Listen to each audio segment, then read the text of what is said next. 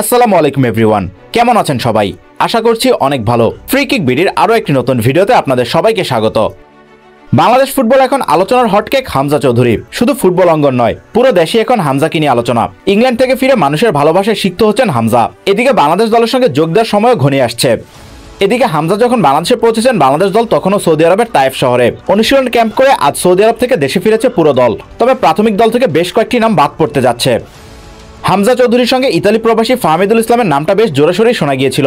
Italian চতুর্থ স্তরের club অলবিয়া ক্যালসিওর এই উইঙ্গার সবার নজর কেড়েছিলেন। 18 বছর বয়সী ফাহমিদুল ভারতের বিপক্ষে দলে থাকবেন, এমনটাই প্রত্যাশা ছিল সবার, কিন্তু সেটা হচ্ছে না। সৌদি আরবের জাতীয় দলের সঙ্গে প্রায় 8 দিন অনুশীলন ক্যাম্প করা ফাহমিদুলকে চূড়ান্ত দলে রাখেননি বাংলাদেশ কোচ। তাই তো তিনি সৌদি আরব থেকে বাংলাদেশে আসেননি, ফিরে গেছেন ইতালিতে। Hamidul has not traveled to Dhaka. He was with us for 1 week in Saudi. He has done well. He's a talented player, but they still need a little bit more of time. So he has not come here with the team. But he did a good job. He has gone back to Italy, but again, he has done a good job. It has been good for us to beat him. It has been good for him also to meet the players and the team. But for now, we believe that there are other players that are more ready, and he's very young, so he just needs a little bit more of time to adapt. এদিকে মাত্র 18 বছর বয়সী হলে অনুশীলনে বেশ চনমনে ছিলেন ফাহমিদুল। বিশেষ করে তার ড্রিবলিং সবার নজরে পড়েছিল। এছাড়া তার প্রতিভা, ফুটবলের পরিবেশে বেড়ে ওঠা এবং সামর্থ্য নিয়ে সবাই বেশ আশাবাদী ছিলেন। ধারণা করা হচ্ছিল ভারতের বিপক্ষে ম্যাচে তাকে দলে দেখা যাবে, কিন্তু সে আশা আপাতত পূরণ হচ্ছে না।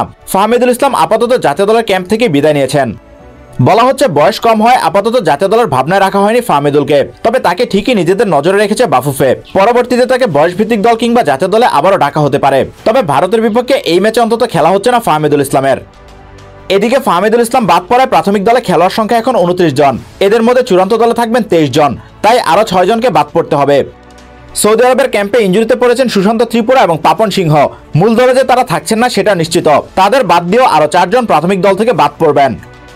জানা গিয়েছে এখনো ম্যাচ খেলার মতো পুরোপুরি প্রস্তুত নন তপু বর্মন ও তারিক কাজী। জাতীয় দলের নির্ভরযোগ্য এই ডিফেন্ডার তাই দুশ্চিন্তা বাড়িয়েছেন। তবে হাতে এখনো অনেকটা সময় রয়েছে। তারপরও বাংলাদেশ কোচ হাভিয়ার ক্যাব্রেরা চূড়ান্ত দল গঠনে বেশ কঠিন সময় পার করছেন।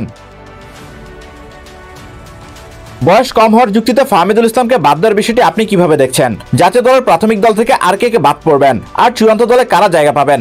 আপনার ভাবনাগুলো অবশ্যই জানাবেন কমেন্টে। আজকের ভিডিও এই পর্যন্তই, দেখা হচ্ছে পরবর্তী ভিডিওতে। সবাই ভালো থাকুন, সুস্থ থাকুন এবং ফ্রি কিক ভিডিওর সঙ্গেই থাকুন। ধন্যবাদ সবাইকে।